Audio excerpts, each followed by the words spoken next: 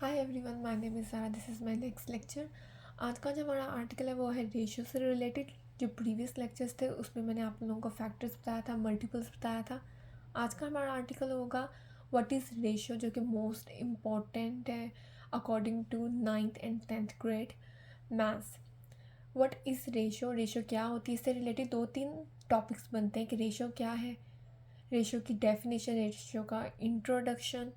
Next, ratio को हम simplify किस तरह कर सकते हैं, प्रोपोर्शन और रेशियो में क्या फ़र्क होता है, फिर हम रेशियोज़ को सॉल्व किस तरह कर सकते हैं, और फिर रेशियो को डमीज़ के लिए किस तरह हमने एवेलुएट करना होता है, या फिर इसके वर्ड प्रॉब्लम्स। तो रेशियो से रिलेटेड एक एक्सप्लेनेशन अगर मैं दूँ तो ये बहुत बड़ा एक आर्टिकल बनता है जिसको मैं डिवाइड करूँगी 2 वीडियोज़ के अंदर। आज के आर्टिकल में मैं आपको सिर्फ इतना बताऊँगी व्हाट इज़ रेशियो, रेशियो है क्या, और रेशियो और प्रोपोर्शन में क्या फ़र्क है, और किस तरह हम उसको सॉल्व करेंगे, प्रोपोर्शंस को और रेशियो को। तो मैं यहाँ पे 3 सब आर्टिकल्स आज कवर करूँगी। फर्स्ट होगा व्हाट इज़ रेशियो, जिसके अंदर मैं इसका आपको बताऊँगी इसकी definition plus introduction plus examples. Second मैं कवर करवाऊँगी difference between ratio and proportion. और थर्ड मैं आज के आर्टिकल में कवर कराऊँगी हाउ टू सॉल्व प्रोपोर्शन, या फिर हम कह सकते हैं रेशियोज़, किस तरह हमने इनको सॉल्व करना है। स्टार्ट करते हैं हम अपने आज के टॉपिक को, जो है ratio. What is ratio, ratio बहुत ही इजी टॉपिक है।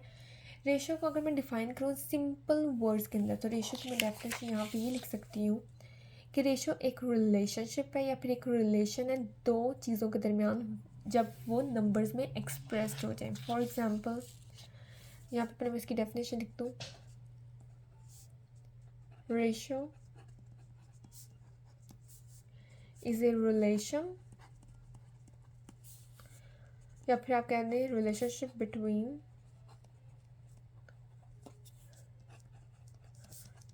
टू थिंग्स, कह लें टू एंड मोर, कह लें दो से ज़्यादा भी चीज़ों के दरमियान में ये बता देती है व्हेन इट इज़ एक्सप्रेस्ड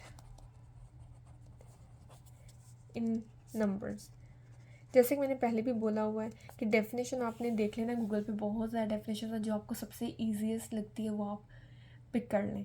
लेकिन कंसेप्ट आपके माइंड में आ चाहिए कि रेशियो क्या है, एक रिलेशनशिप शो करता है, एक रिलेशनशिप है दो या दो से ज़्यादा चीज़ों के दरमियान में जब वो एक ही नंबर में एक्सप्रेस्ड होती हैं।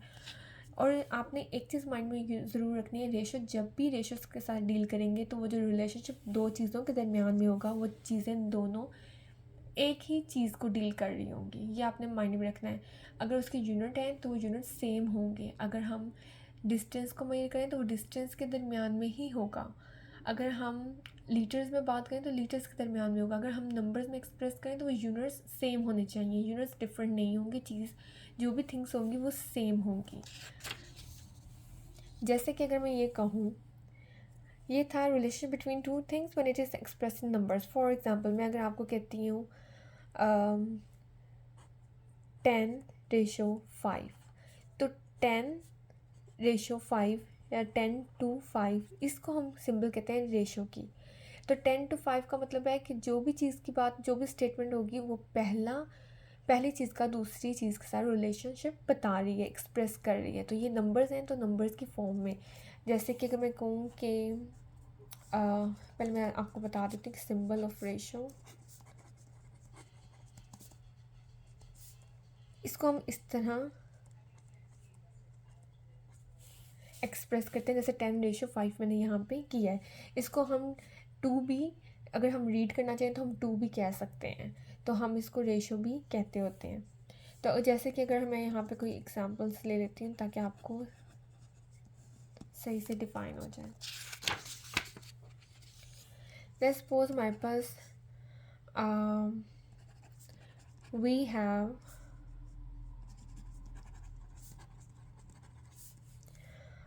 10 computers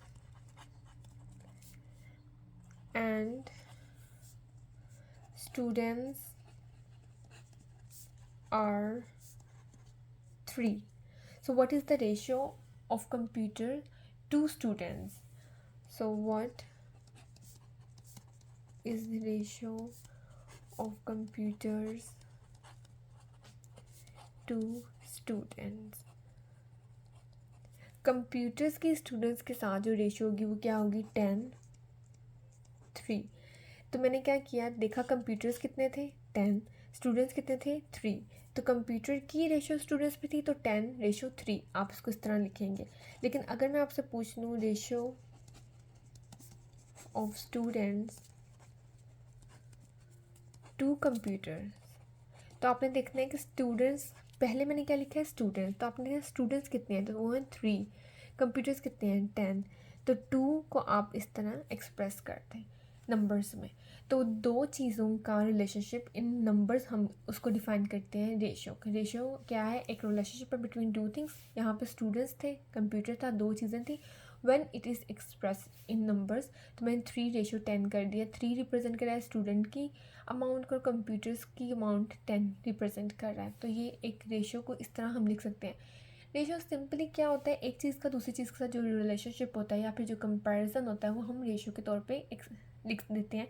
जो देखते ही पता चल जाता है कि एक ये अमाउंट है, एक ये अमाउंट है, इन दोनों के दरम्यान में एक रिलेशनशिप है. तो रेशियो सिंपली आपने जब अगर रेशियो को डिफाइन करें तो आप कहेंगे कि रिलेशनशिप है चीज़ों के दरमियान में when it is express in numbers. जिसको मैंने आपको इस तरह कर दिया. मैं कुछ एग्जांपल्स और देती हूँ ताकि ये आर्टिकल मज़ीद समझ में आ जाए. Let's suppose we have suppose Ruby has party at home in which she invites 20 men and 15 women. और आपसे पूछ लिया जाए ratio of women to men क्या है. इस तरह के आपको शॉर्ट क्वेश्चंस आ सकते हैं रेशियो से रिलेटेड. तो आपसे जैसे एक स्टेटमेंट, एक वर्ड प्रॉब्लम या कुछ भी स्टेटमेंट होगा और उसमें आपको बताया जाएगा नंबर्स. जैसे मैंने इस एग्जांपल में ले लिया मैन और वीमेन. तो अगर आपसे पूछा जाए तो रेशियो बताएं वीमेन की मैन पे, तो बहुत ईजी. आपने देखा टोटल वीमेंस कितनी है 15, तो आपने लिख देना 15. 2 को आपने इस तरह एक्सप्रेस कर देना मैन कितने थे 20, 15 इन 20. अगर इसी को मैं ऐसे कह देती ratio of men to women, तो आपने पहले मेन 20 लिखना था और फिर वीमेन. तो मेन टू वुमेन रेशियो ये आ जानी थी, मेन टू वीमेन. तो ये एक रिलेशनशिप शो कर रहा है कि वीमेंस कम है, मेन ज़्यादा है. तो ये एक कंपैरिजन भी शो कर रहा है, ये एक रिलेशनशिप भी शो कर रहा है, जिससे इजीली हम डिफाइन कर सकते हैं कि रेशियो में कहना क्या चाह रहा है. ये एक रिलेशनशिप बता रहा है दो चीज़ों के दरमियान में. तो ये था रेशियो. इसी तरह अगर मैं कहूँ एक बकेट है, उसके अंदर 10 येलो बोल्स हैं, 5 वाइट बोल्स हैं, इस तरह की कोई एग्जांपल आप ले लें, तो उसमें भी हम रेशियो को इजीली डिफाइन कर सकते हैं. वो मैं आपको अपने नेक्स्ट लेक्चर में बताऊंगी किस तरह हमने पिक्चर्स के थ्रू रेशियो को लिखना है. आज का जो लेक्चर है उसमें मैं सिर्फ आपको इंट्रो दे रही हूँ और रेशियो और प्रपोर्शंस के दरम्यान में फ़र्क बताने लगी हूँ. नेक्स्ट हमारा सब आर्टिकल था what is the difference between ratio and proportions. अगर आप अपनी टेक्स्ट बुक में भी देखेंगे तो जहाँ जहाँ रेशियो होगा उसके साथ ही प्रपोर्शन का वर्ड लाजमी मेंशन होता है. रेशियो और प्रपोर्शन में ज़्यादा फ़र्क नहीं है. रेशियो का मतलब होता है जैसे दो चीज़ों के दरमियान, जैसे मैं इधर लिखती हूँ 20:15, तो ये दो चीज़ों का रिलेशनशिप था. लेकिन अगर मैं इसको इक्वल टू के साइन के साथ यहाँ पे दो चीज़ें और लिख दूँ, लेट्स सपोज 15 एंड 10 मैंने लिख दी है, तो अब जो चार देखा जाए तो यहाँ पे दो रेशियोज़ आ गई हैं विद इक्वल साइन. इस फॉर्मेट को, इस पूरी इक्वेशन को हम प्रपोर्शन का नाम देंगे इसका मतलब ये हुआ कि दो रेशियोज़ जब इक्वल साइन के साथ आती हैं तो उसको हम प्रोपोर्शन कहते हैं। तो ये इसका डिफरेंस था, इसी को अपने वर्डिंग में लिख देना है। अगर आपसे पूछा जाए what is the difference between ratio, तो आप कहेंगे ratio is basically relationship between two things when it is expressed in numbers, but proportion when two ratios join together in an equation with equal sign, that will be called proportion. तो आपने इसको अपने word में लिख देना है easy way में। Math में अपने वर्ड्स का नहीं देखना, आपने ये देखना है कि आपने कंसेप्ट ठीक लिखा है तो आपको फुल मार्क्स मिल जाते हैं। तो यहाँ पे क्या हुआ, मैंने दो रेशियोज़ को इक्वल साइन के साथ जब ज्वाइन किया तो वो एक प्रोपोर्शन बन गई। तो हम कह सकते हैं कि प्रोपोर्शन में दो रेशियोज़ आती हैं विद इक्वल साइन। प्रोपोर्शन में क्या होता है कि most of the time proportion को सोल्व करने के लिए हमें यहाँ पे एक वैल्यू नहीं दी जाती और कहा जाता है कि इसको फाइंड आउट करो। उसको हम कहते हैं हाउ टू सोल्व रेशियोज़ या फिर हाउ टू सोल्व प्रोपोर्शंस। तो इस तरह की जो भी इक्वेशन होगी इसको हम इस तरह भी लिख सकते हैं प्रोपोर्शन को कि A dot B is equal to C dot D, कि ये रेशियो और ये रेशियो आपस में इक्वल हैं। अगर इक्वालिटी आ जाए, दो रेशियोज आ जाएँ, तो उसको हम प्रोपोर्शन का इक्वेशन का नाम दे देते हैं। तो ये था difference between ratio and proportion. Next हमारा जो आज का आर्टिकल है वो है, जो सब आर्टिकल है वो है हाउ टू सॉल्व। आप रेशियोज भी कह सकते हैं, आप प्रोपोर्शन भी कह सकते हैं। प्रोपोर्शन जब मैं कहती हूँ तो इसका मतलब है कि इस तरह की इक्वेशन को किस तरह सॉल्व करना है। अगर मैं कहूँगी हाउ टू सॉल्व रेशियोज़, तब भी यही बात है कि दो रेशियोज़ को किस तरह सॉल्व करना है। तो आप कुछ भी कह सकते हैं कि how to solve proportion, how to solve ratios. तो इसमें आपने कन्फ्यूज़ नहीं होना। प्रोपोर्शन को सॉल्व करने का मेथड क्या होता है, उसके लिए आपने सबसे पहले क्या करना है, एक एग्जांपल लेते हैं हम यहाँ पे। Let's suppose A B is equal to C and C की जगह हम एक्स कर देते हैं डी। यहाँ पे सी नहीं है, ए भी डिफाइंड है, बी भी डिफाइंड है, डी भी डिफाइंड है, लेकिन एक्स इज़ नॉट डिफाइंड। आपने एक्स की वैल्यू फाइंड आउट करनी है। तो आपने क्या करना है, स्टेप वन, यहाँ पे मैं स्टेप्स लिखूँगी। स्टेप वन में आपने इस रेशियो को डिवीजन की तरह लिख देना है, मेक डिवीजन।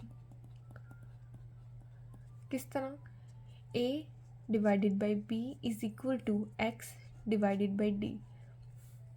मैं ये रेशियो में बताना भूल गई, अगर a रेशियो b है तो उसको आप a फ्रैक्शन में भी लिख सकते हैं। तो फ्रैक्शन और रेशियो ऑलमोस्ट सेम ही होता है, ऑलमोस्ट सेम।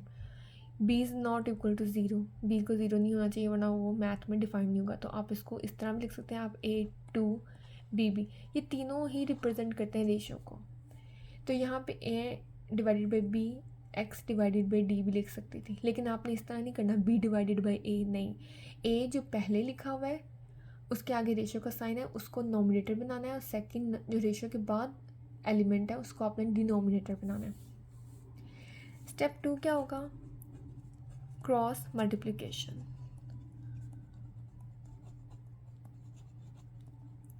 स्टेप टू में आपने क्या करना है, क्रॉस मल्टीप्लिकेशन। किस तरह क्रॉस मल्टीप्लिकेशन, इसको इसके साथ मल्टीप्लाई करवाना है और इसको इसके साथ। तो यहाँ पे ए डी इक्वल टू आ जाएगा एक्स बी के। Step three, solve for x के लिए जस्ट सॉल्व करना है।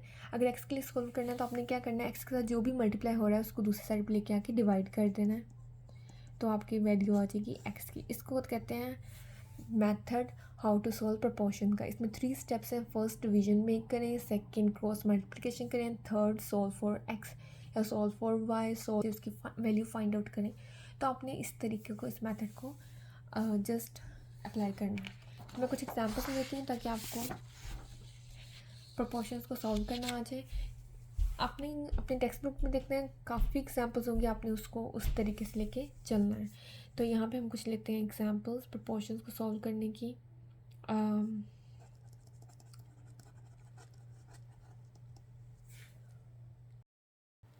फर्स्ट एग्जांपल है 3:10 is equal to x ratio 15। आपने अपनी प्रैक्टिस के लिए एग्जांपल्स लेनी है, गूगल से ले लें, टेक्स्ट बुक से ले लें, कोई टेक्स्ट बुक गूगल से डाउनलोड कर लें और उससे देख लें। आपने बस कंसेप्ट क्लियर करना है। 3:10 is equal to x ratio 15। यहाँ पे हम क्या करेंगे, हमने x की वैल्यू फाइंड आउट करनी है। आपको कहा जाएगा find the value of x, इस तरह कुछ भी पोर्शन देख के ऊपर लिखा जाएगा find the value of x।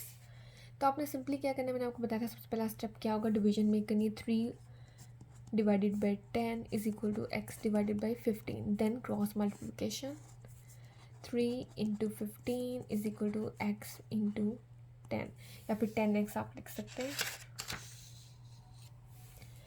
3 into 15, अगर 3 को 15 के साथ मल्टीप्लाई करेंगे तो आपके पास आएगा 45 is equal to 10x। x into 10 लिखते हैं, 10 इंटू एक्स लिखते हैं, कोई फ़र्क नहीं पड़ेगा। आपने x की वैल्यू निकालनी है तो आपने solve for x, third step हमारा ये था, तो आपने 10 को उधर जाके डिवाइड कर देना है, क्योंकि x के साथ 10 मल्टीप्लाई होता है, जब इक्वल के दूसरे साइड पर जाएगा तो वो डिवाइड होगा। अगर इस तरह समझ आती है इस तरह कर लें, अगर इस तरह समझ नहीं आती इधर भी डिवाइड करते हैं 10 के साथ, इधर भी डिवाइड करते हैं 10, यहाँ से 10 कट जाएगा और यहाँ पे 10 आ जाएगा। ये 4.5 is equal to X, X की वैल्यू हमारे पास आ गई 4.5।